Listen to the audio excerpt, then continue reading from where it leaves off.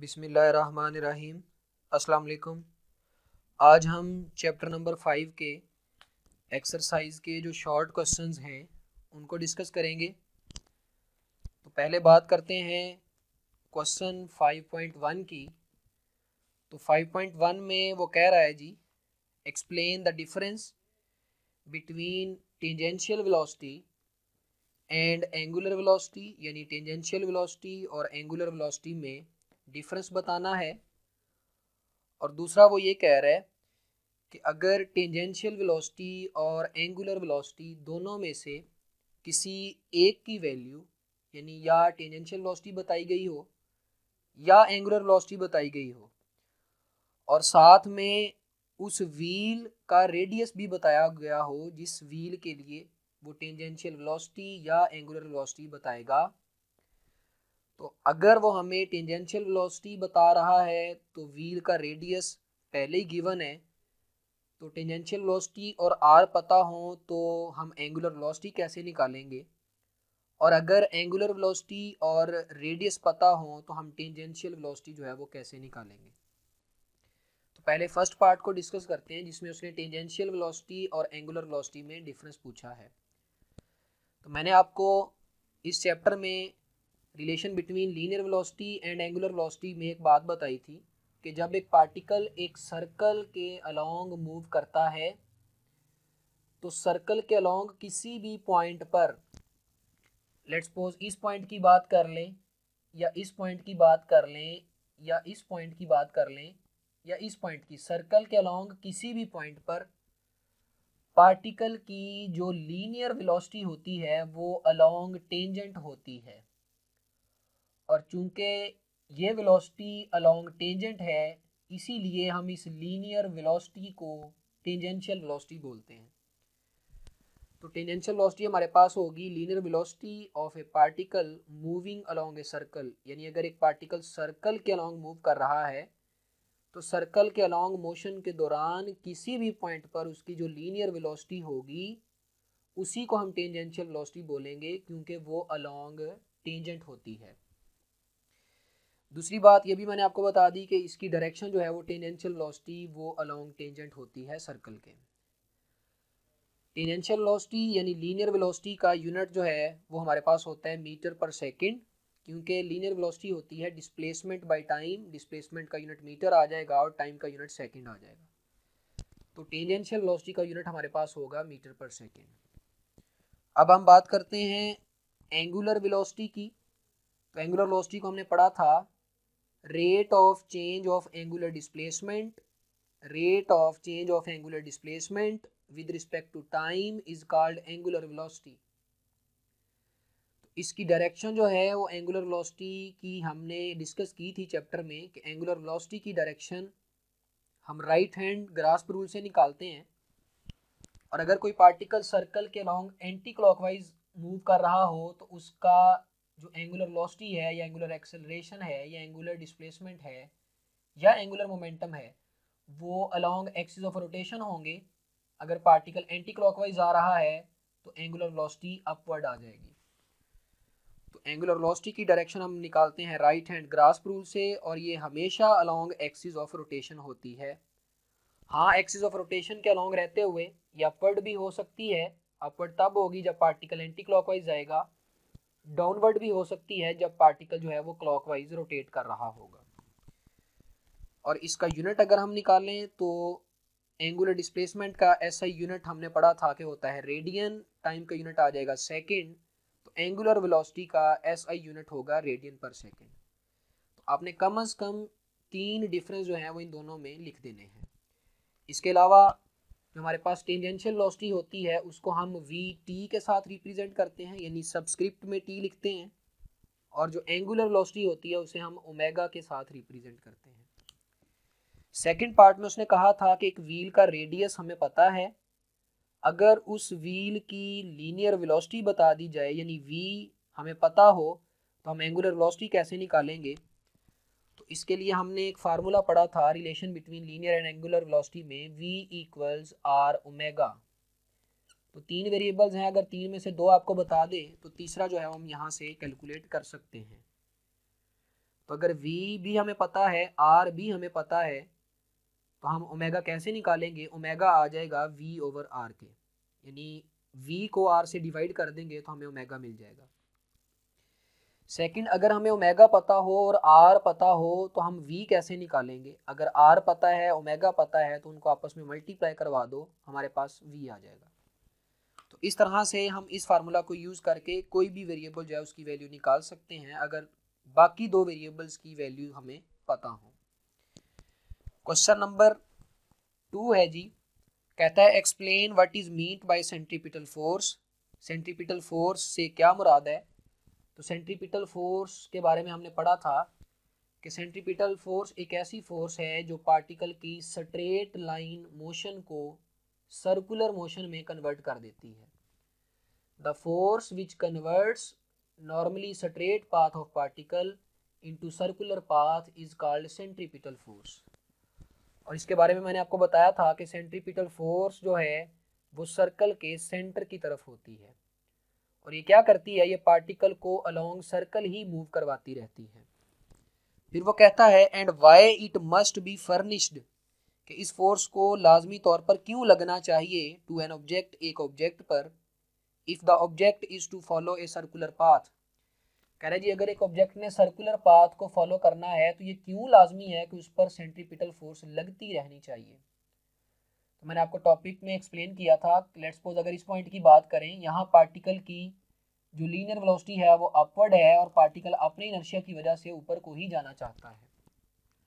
अब अगर इस पार्टिकल पर टूवर्ड्स सेंटर एक फोर्स ना लगी तो यह पार्टिकल ऊपर को मूव कर जाएगा स्ट्रेट लाइन के अलोंग। अगर इस पॉइंट की बात करें तो यहाँ पार्टिकल की वेलोसिटी टुवर्ड्स लेफ्ट है, तो पार्टिकल टुवर्ड्स लेफ्ट जाना चाहता है। तो अगर टुवर्ड्स सेंटर जो है वो फोर्स ना लगी, यानी सेंट्रीपिटल फोर्स ना लगी, तो ये पार्टिकल स्ट्रेट लाइन के अलोंग यानी लेफ्ट की तरफ जो है वो मूव कर जाएगा।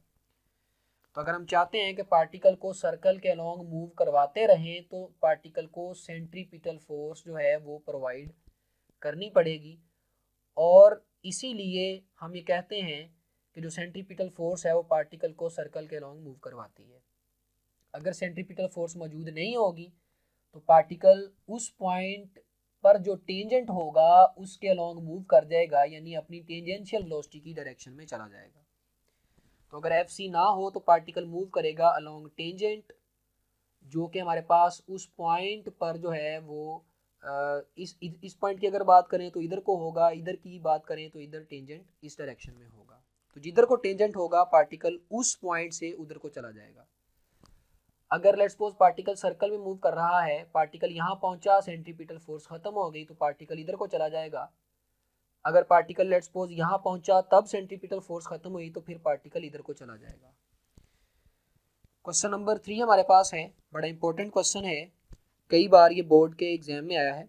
What is meant bye moment of inertia. Moment of inertia से क्या मुराद है? एक्सप्लेन इट्स सिग्निफिकेंस, और मोमेंट ऑफ इनर्शिया की सिग्निफिकेंस बताएं। तो मोमेंट ऑफ इनर्शिया को हम आई से रिप्रेजेंट करते हैं और इसे हम डिफाइन करते हैं product of mass and square of perpendicular distance from pivot point is called moment of inertia of particle. इसका यूनिट अगर निकालना है तो मास का यूनिट आ जाएगा केजी, परपेंडिकुलर डिस्टेंस का यूनिट होगा मीटर, और ये स्क्वायर आ जाएगा। तो मोमेंट ऑफ इनर्शिया का यूनिट होगा किलोग्राम मीटर स्क्वायर। डायमेंशन निकालनी है तो मास की डायमेंशन आ जाएगी कैपिटल एम, आर डिस्टेंस है उसकी डायमेंशन कैपिटल एल आ जाएगी, और ये स्क्वायर आ जाएगा, तो M L square moment of inertia की डायमेंशन होगी। अगर मोमेंट ऑफ इनर्शिया की हमने सिग्निफिकेंस की बात करनी है तो सिग्निफिकेंस के लिए मैंने आपको बताया था कि हम torque is equal to I alpha और F is equal to m में इन दोनों को कंपेयर करेंगे। यहाँ F is equal to m में न्यूटन सेकंड लॉ है in terms of linear motion, और torque is equal to I alpha भी न्यूटन सेकंड लॉ है लेकिन ये रोटेशनल मोशन की टर्म्स में है। तो दोनों को कंपेयर कर लो। जो काम लीनियर मोशन में मास करता है वही काम सर्कुलर मोशन में, एंगुलर मोशन में मोमेंट ऑफ इनर्शिया करता है। तो आप लिखेंगे moment of inertia plays the same role in rotational motion as mass plays role in linear motion. Question number 4 हमारे पास है, what is meant by angular momentum, explain the law of conservation of angular momentum. तो तो पहले angular momentum की बात करते हैं। तो हमने पढ़ा था कि पार्टिकल का पीवट से जो पोजीशन वेक्टर आर है और पार्टिकल का जो लीनियर मोमेंटम है, उनके क्रॉस प्रोडक्ट को हम एंगुलर मोमेंटम कहते हैं। इसके अलावा जो बुक में डेफिनेशन लिखी हुई है वो भी हम लिख सकते हैं कि अगर एक पार्टिकल अपनी एंगुलर पोजीशन को चेंज करता है तो वो एंगुलर मोमेंटम रखेगा। यहाँ पे आर हमारे पास पोजीशन वेक्टर है और पी हमारे पास लीनियर मोमेंटम है। अगर हम इसको क्रॉस प्रोडक्ट को लिखें तो इसे हम लिखेंगे आर की मैग्नीट्यूड, पी की मैग्नीट्यूड और साथ में आ जाएगा साइन ऑफ थीटा। अगर पार्टिकल का जो पोजीशन वेक्टर है पीवट पॉइंट से, लेट्स सपोज हमारे पास ये वाला जो है वो पोजीशन वेक्टर है इस पार्टिकल का पीवट पॉइंट से, अब ये जो आर है वो लीनियर मोमेंटम के साथ 90 का एंगल बना रहा है। जिधर को लीनियर वेलोसिटी होती है उधर को ही लीनियर मोमेंटम होता है। और पार्टिकल सर्कल के अलॉन्ग मूव करे तो हमने अभी देखा था कि उसकी लीनियर वेलोसिटी अलॉन्ग टेंजेंट होती है। तो जिधर वेलोसिटी उधर को लीनियर मोमेंटम, यहाँ पर मोमेंटम और पोजीशन वेक्टर के दरमियान जो एंगल है वो 90 होगा। तो यहाँ पे थीटा 90 पुट करेंगे तो साइन 91 हो जाएगा। तो यही हमारे पास आ जाएगा साइन 91 होने की वजह से ये आ जाएगा आर पी। पी इक्वल होता है एम वी के लीनियर मोमेंटम, तो ये बन जाएगा, इसकी मैग्नीट्यूड हमारे पास आ जाएगी L is equal to M V R. यहाँ m पार्टिकल का मैस है, v लीनियर वेलोसिटी या टेंजेंशियल वेलोसिटी है और r हमारे पास है वो पीवट पॉइंट से डिस्टेंस है। तो इसी को अगर हम चाहें तो यहाँ से हमने एक और फार्मूला पढ़ा था कि अगर हम v की जगह r ओमेगा पुट कर दें तो हमारे पास आ जाएगा M R square omega. M R square को हम i लिख देंगे और साथ में ये ओमेगा वैसे ही आ जाएगा। तो ये भी हमारे पास एंगुलर मोमेंटम का एक फार्मूला है। एंगुलर मोमेंटम की direction right hand grasp rule से ही निकालेंगे और वो भी एक्सिस ऑफ रोटेशन के ही अलोंग होगी। नेक्स्ट है law of conservation of angular momentum. Angular momentum जो है वो कांस्टेंट रहेगा अगर एक्सटर्नल टॉर्क ना लगे। इट मींस हमारे पास ये कैपिटल L जो है इसने कांस्टेंट रहना है। फॉर एग्जांपल मेरे पास मोमेंट ऑफ इनर्शिया 2 है, ओमेगा 3 है, तो मल्टीप्लाई करने से आंसर 6 आ जाएगा। अब इनका प्रोडक्ट हमेशा 6 रखना है क्योंकि एंगुलर मोमेंटम ने कांस्टेंट रहना है। तो अगर L ने कांस्टेंट रहना है तो I बढ़ेगा तो ओमेगा कम हो जाएगा। अभी I2 था, ओमेगा 3 था, तो L 6 आया। L को 6 ही रखना है। I2 से बढ़ के 3 हो गया तो ओमेगा को 3 से कम होके 2 होना पड़ेगा, फिर ही दोनों की मल्टीप्लिकेशन जो है वो 6 आएगी। तो अगर L को हमने कांस्टेंट रखना है तो मोमेंट ऑफ इनर्शिया के बढ़ने से एंगुलर वेलोसिटी कम हो जाएगी क्योंकि प्रोडक्ट हमने दोबारा वापस वही लाना है। और अगर मोमेंट ऑफ इनर्शिया कम होगा तो एंगुलर वेलोसिटी जो है वो इंक्रीज कर जाएगी। इसे हम law of conservation of angular momentum कहते हैं। क्वेश्चन नंबर 5 हमारे पास एक और बड़ा इंपॉर्टेंट शॉर्ट क्वेश्चन है। Show that orbital angular momentum is equal to M V R. तो मैंने आपको दो तरह की मोशंस बताई थी, एक स्पिन मोशन और एक ऑर्बिटल मोशन, और आपको न्यूक्लियस और इलेक्ट्रॉन की एग्जांपल दी थी। तो फर्स्ट करो हमारे पास ये एक इलेक्ट्रॉन है जो न्यूक्लियस के अराउंड रिवॉल्व कर रहा है, ये न्यूक्लियस है। तो इलेक्ट्रॉन की न्यूक्लियस के अराउंड जो मोशन है उसे हम ऑर्बिटल मोशन बोलेंगे, लेकिन इलेक्ट्रॉन की अपने एक्सिस के अराउंड जो मोशन है उसे हम स्पिन मोशन बोलते हैं। तो यहाँ चूंकि उसने ऑर्बिटल एंगुलर मोमेंटम की बात की है तो हम पार्टिकल की ऑर्बिटल मोशन को डील करेंगे। तो यहाँ पर अगर ये पार्टिकल जो है इस पॉइंट पर इसका लीनियर मोमेंटम और आर इन दोनों के दरमियान एंगल देखा जाए तो वो एंगल हमारे पास है 90 डिग्री। तो हमने फार्मूला ये वाला यूज कर लिया आर पी साइन थीटा, इसमें ये थीटा 90 हो जाएगा, साइन 91 आ गया। तो हमारे पास साइन 91 होने की वजह से बाकी बच जाएगा L P R P sorry. यहाँ पे चूंकि ऑर्बिटल मोशन की बात कर रहे हैं तो अब ये एंगुलर मोमेंटम जो है ये ऑर्बिटल एंगुलर मोमेंटम होगा और इसको हम एल नॉट से रिप्रेजेंट करेंगे। P is equal to M V होता है तो हमारे पास एल नॉट आ जाएगा, P की जगह एम वी आ गया, R साथ में वैसे ही आ जाएगा, तो ये हमारे पास आ जाएगा एम वी आर। और यही उसने हमसे कहा था show that orbital angular momentum is equal to M V R. इसको पेपर में लिखते वक्त आप ये फिगर बनाएंगे, साथ कुछ थ्योरी लिखेंगे और ये वाला रिलेशन जो है इसको लिख देंगे तो आपको 2 नंबर मिल जाएंगे। नेक्स्ट हमारे पास है क्वेश्चन नंबर 7। क्वेश्चन नंबर 7 में उसने कहा है state the direction of following vectors in simple situations. उसने कुछ वेक्टर्स लिखे हैं, उनकी डायरेक्शन हमने निकालनी है। वो वेक्टर्स हैं 2, एक है एंगुलर मोमेंटम और दूसरा है एंगुलर वेलोसिटी। तो यहाँ पे मैंने आपको एक्सप्लेन किया था कि एंगुलर वेलोसिटी की direction along axis of rotation होती है और वो हम राइट हैंड ग्रास्प रूल से निकालते हैं। इसी तरह मैंने आपको यहाँ पे ये भी बताया था कि एंगुलर मोमेंटम की डायरेक्शन भी एक्सिस ऑफ रोटेशन के अलोंग ही होती है और वो भी हम राइट हैंड ग्रास्प रूल से निकालते हैं। तो इस क्वेश्चन का आंसर होगा direction of angular momentum and angular velocity can be find by right hand grasp rule and it is always along axis of rotation। Next हमारे पास है क्वेश्चन नंबर 9। ये भी एक इम्पोर्टेंट क्वेश्चन है। इसमें वो कह रहे हैं जी when mud flies off the tyre of moving bicycle in what direction does it fly. एक साइकिल जो है वो मूव कर रही है, उसके टायर से जो मड है, कीचड़ जो है, वो कह रहा है जी फ्लाई करता है, बताएं वो किस डायरेक्शन में जाता है और आपने एक्सप्लेन भी करना है कि क्यों उसी डायरेक्शन में जाता है। तो याद रखिएगा जब साइकिल मूव करती है तो उसके टायर पर मौजूद जो मड होती है और टायर होता है, उन दोनों के दरमियान में एक एडहेसिव फोर्स होती है जो मड को टायर के साथ जो है वो जोड़ के रखती है। अगर मड और टायर के दरमियान ये एडहेसिव फोर्स ख़त्म हो जाए तो मड जो है वो टायर के साथ अटैच नहीं रहेगी। अब चूंकि साइकिल मूव कर रहा है, साइकिल का जो व्हील है वो ऐसे घूम रहा होगा, तो अगर साइकिल का व्हील घूम रहा है तो इस पॉइंट पर अगर एडहेसिव फोर्स ना रही बिटवीन मड एंड टायर, तो मड ने तो यहाँ टायर से उतरना है, यहाँ से जब मड उतरेगी तो उसने फ्लाई करना है। अब मड किस डायरेक्शन में जाएगी उसको हम समझ लेते हैं। मड और टायर के दरमियान जो एडहेसिव फोर्स है वही मड को सेंट्रीपिटल फोर्स प्रोवाइड करती है ताकि वो टायर के अलोंग सर्कल में मूव कर सके। जैसे इलेक्ट्रॉन को न्यूक्लियस जो था वो इलेक्ट्रोस्टैटिक फोर्स की वजह से सेंट्रीपिटल फोर्स प्रोवाइड करता था, यहाँ adhesive force centripetal force provide करेगी। अब अगर साइकिल का टायर तेजी से घूमना शुरू हो जाए तो उसकी ये जो लीनियर वेलोसिटी है, टेंजेंशियल वेलोसिटी है, ये इंक्रीज कर जाएगी।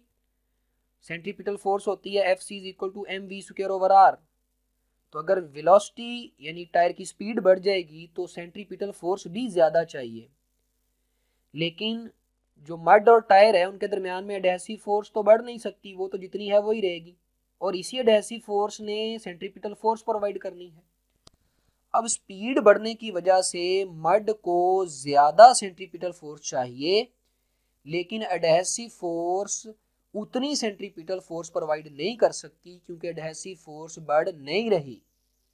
सेंट्रीपिटल फोर्स इसलिए ज़्यादा चाहिए क्योंकि स्पीड बढ़ रही है, एडहेसिव फोर्स नहीं बढ़ रही, इसी ने ही सेंट्रीपिटल फोर्स प्रोवाइड करनी है। तो यानी कि यहाँ पर जो सेंट्रीपिटल फोर्स है वो उतनी ज़्यादा नहीं प्रोवाइड की जा सकती जितनी चाहिए मड को, ताकि वो स्पीड बढ़ने के बावजूद टायर के अलोंग जो है वो इस तरह से मूव करती रहे।